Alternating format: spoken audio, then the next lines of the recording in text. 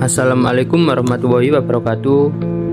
Di sini kami dari kelompok 4 mau mempresentasikan dari materi kami yang berjudul Investasi pada Perbankan Syariah. Kami di sini beranggotakan 5 orang. Yang pertama saya sendiri, Khairul Hadi Taqiyuddin. Yang kedua Mas Said Agil Zamzam. Yang ketiga Mbak Eva Aulia Sepia. Yang keempat Mas Ahmad Aziz Prakoso.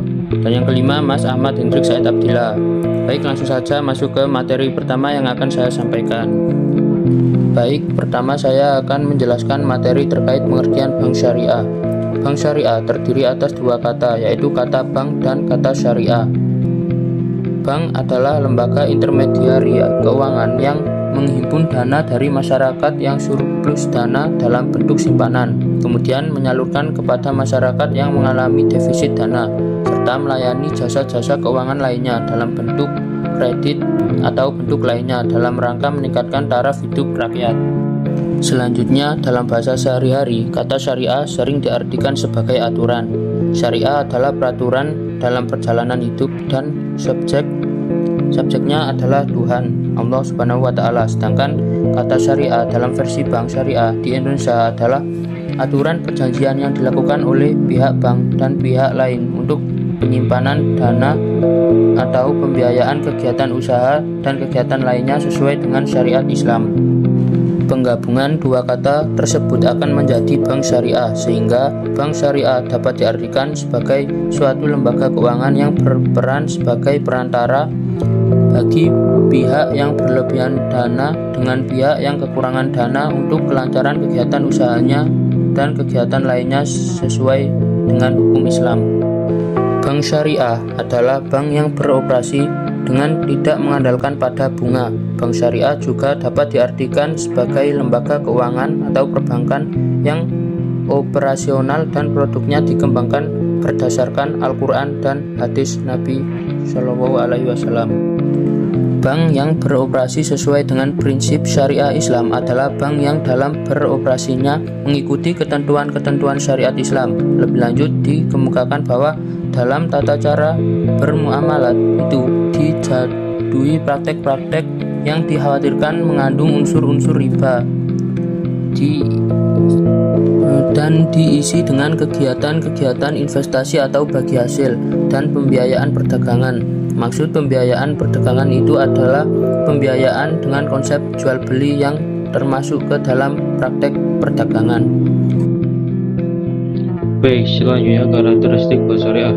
Lembaga keuangan syariah memiliki karakteristik yang membedakannya dari bank-bank yang lain. Di antaranya adalah lembaga keuangan syariah harus bersih dari semua bentuk riba dan muamalah yang dilarang syariat. Kedua, mengarahkan segala kemampuan pada pertambahan dengan jalan istikmar, pengembangan modal, tidak dengan jalan hutang yang memberi keuntungan. Yang ketiga, mengikat pengembangan ekonomi dengan pertumbuhan sosial. Lembaga keuangan syariah tidak hanya sekedar mengikat pengembangan ekonomi dan pertumbuhan sosial semata, namun harus menganggap pertumbuhan sosial masyarakat sebagai asas yang tidaklah pengembangan ekonomi memberikan hasilnya tanpa memperhatikan hal ini.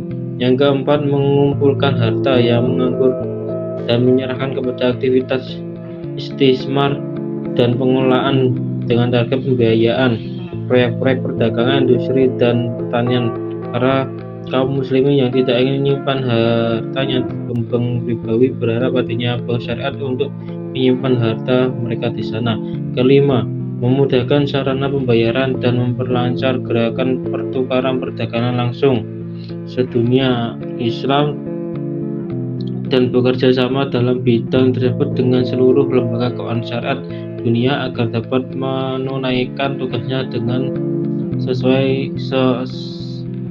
sesempurna mungkin. Yang keenam, menghidupkan tatanan zakat dengan membuat lembaga zakat dalam bank sendiri yang mengumpulkan hasil zakat bank tersebut, lalu manajemen lembaga keuangan sendiri yang mengelola lembaga zakat tersebut. Yang ketujuh, membangun baitul mal kaum muslimin dan mendirikan lembaga untuk itu yang dikelola langsung manajemennya oleh lembaga keuangan tersebut. Yang terakhir, menanamkan kaidah adil dan kesamaan dalam keberuntungan dan kerugian, dan menjauhkan unsur ihtikar, penimbunan barang, agar menaikkan harga dan meratakan kemaslahatan pada sebanyak mungkin jumlah kaum muslimin. Setelah sebelumnya kemaslahatan tersebut hanya milik pemilik harta yang besar yang tidak peduli dari jalan mana mendapatkannya. Selanjutnya ada fungsi bank syariah. Berbicara mengenai fungsi bank syariah memiliki 3 fungsi utama, yaitu fungsi bank syariah untuk menghimpun dana dari masyarakat dalam bentuk titipan dan investasi, fungsi bank syariah untuk menyalurkan dana kepada masyarakat yang membutuhkan dana dari bank, dan juga fungsi bank syariah untuk memberikan pelayanan dalam bentuk jasa perbankan syariah. Fungsi pertama, fungsi bank syariah untuk menghimpun dana masyarakat. Fungsi bank syariah yang pertama adalah menghimpun dana dari masyarakat yang kelebihan dana bank. Bank syariah mengumpulkan atau menghimpun dana dari masyarakat dalam bentuk titipan dengan menggunakan akad wadiah, dan dalam bentuk investasi dengan menggunakan akad mudharabah. Yang kedua, fungsi bank syariah sebagai penyalur dana kepada masyarakat. Fungsi bank syariah yang kedua ialah menyalurkan dana kepada masyarakat yang membutuhkan. Masyarakat dapat memperoleh pembiayaan dari bank syariah asalkan dapat memenuhi semua ketentuan dan persyaratan yang berlaku. Yang ketiga, fungsi bank syariah memberikan pelayanan jasa bank. Fungsi bank syariah di samping menghimpun dana dan menyalurkan dana kepada masyarakat, juga memberikan pelayanan jasa perbankan kepada nasabahnya. Pelayanan jasa bank syariah ini diberikan dalam rangka memenuhi kebutuhan masyarakat dalam menjalankan aktivitasnya. Selanjutnya ada produk-produk investasi syariah. Produk investasi syariah merupakan layanan yang ditawarkan bank untuk mengelola dana masyarakat sesuai prinsip syariah, yaitu bebas dari unsur riba, gharar, dan maisir. Produk-produk tersebut yang pertama ada tabungan syariah, yaitu biasanya menggunakan akad wadiah atau mudharabah. Dalam akad wadiah, nasabah menitipkan uangnya kepada bank, dan bank berhak bermanfaat dana tersebut tanpa kewajiban memberikan keuntungan. Namun, bank dapat memberi bonus sebagai bentuk apresiasi. Sementara akad mudharabah, nasabah bertindak sebagai pemilik modal dan bank sebagai pengelola. Keuntungan usaha dibagi sesuai nisbah yang disepakati. Yang kedua ada deposito syariah. Produk ini mirip dengan deposito konvensional, namun menggunakan akad mudharabah.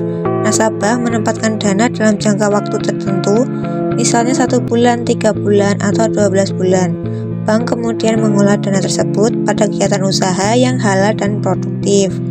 Imbal hasil yang diterima nasabah berubah bagi hasil, bukan bunga tetap. Yang ketiga ada suku. Suku adalah surat berharga yang diterbitkan oleh pemerintah atau perusahaan berdasarkan prinsip syariah. Berbeda dengan obligasi konvensional yang berbasis bunga, suku memberi imbal hasil dari kepemilikan aset atau proyek yang dibiayai. Misalnya suku berbasis akad ijarah, berarti investor memperoleh keuntungan dari hasil sewa aset yang dibiayai suku. Produk ini menjadi pilihan menarik karena aman diawasi oleh otoritas keuangan dan memberikan pendapatan yang tetap secara halal. Yang keempat ada reksadana syariah. Reksadana syariah merupakan wadah investasi kolektif di mana dana dari para investor dikelola oleh manajer investasi pada portofolio efek halal seperti saham syariah, suku, maupun instrumen pasar uang syariah. Yang kelima ada pembiayaan investasi, yaitu bank syariah juga menyediakan pembiayaan investasi kepada nasabah melalui berbagai akad seperti mudharabah, musyarakah, atau ijarah. Pembiayaan ini ditujukan bagi nasabah yang ingin mengembangkan usaha produktif baik di sektor perdagangan, pertanian, maupun industri. Keuntungan pembiayaan investasi adalah nasabah mendapatkan akses modal dengan cara yang halal, sementara bank memperoleh keuntungan melalui margin atau bagi hasil. Yang keenam ada wakaf atau investasi wakaf, salah satu investasi syariah yang dikelola bank syariah sebagai nazir. Dana wakaf ini tidak hanya disalurkan untuk kegiatan sosial, tetapi juga diinvestasikan secara produktif, misalnya melalui akad mudharabah mukhayadah. Dengan skema ini, wakaf dapat memberikan kriteria pengelolaan dana wakaf, sedangkan bank mencari proyek usaha yang halal. Hasil keuntungan investasi digunakan untuk kepentingan umum seperti pendidikan, kesehatan, dan pemberdayaan ekonomi umat. Selanjutnya yaitu investasi pada perbankan syariah. Perbankan syariah sebagai lembaga intermediari tentunya memiliki sumber dana yang berasal dari beberapa aset yang dimiliki saat ini, pinjaman dari pihak lain ataupun dari dana tabungan nasabah.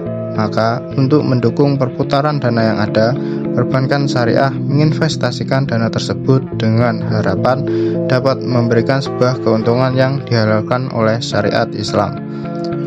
Dalam rangka menjaga kepercayaan nasabah bank syariah, maka lembaga perbankan syariah tentunya menggunakan metode-metode atau teknik-teknik terkait dengan penggunaan dana nasabah untuk kegiatan investasi. Metode atau teknik tersebut salah satunya adalah dari segi manajemen investasinya yang harus profesional. Hal ini digunakan demi kelancaran dan return yang akan didapatkan oleh perbankan. Dengan manajemen investasi, para nasabah yang meminta pembiayaan investasi harus melalui beberapa tahapan atau melalui screening. Yang pertama yaitu kebijakan investasi, yang kedua kebijakan pemerintah atau otoritas moneter, yang ketiga fleksibilitas investasi, yang keempat mekanisme investasi pada bank syariah. Materi yang terakhir yaitu peran perbankan syariah sebagai nadir. Implementasi perbankan syariah sebagai nadir dapat membawa dampak positif bagi pengembangan dan pengelolaan wakaf produktif di Indonesia. Hingga awal 2025, penghimpunan dana wakaf uang baru mencapai 3,2 triliun rupiah. Angka ini masih sangat jauh dari potensi yang sebenarnya. Saat ini, hanya perbankan syariah yang memiliki kapasitas tata kelola dan jaringan luas untuk memobilisasi dana wakaf uang. Hal ini dapat dilihat dari kemampuan bank syariah untuk mengumpulkan dana pihak ketiga sebesar 734 triliun rupiah.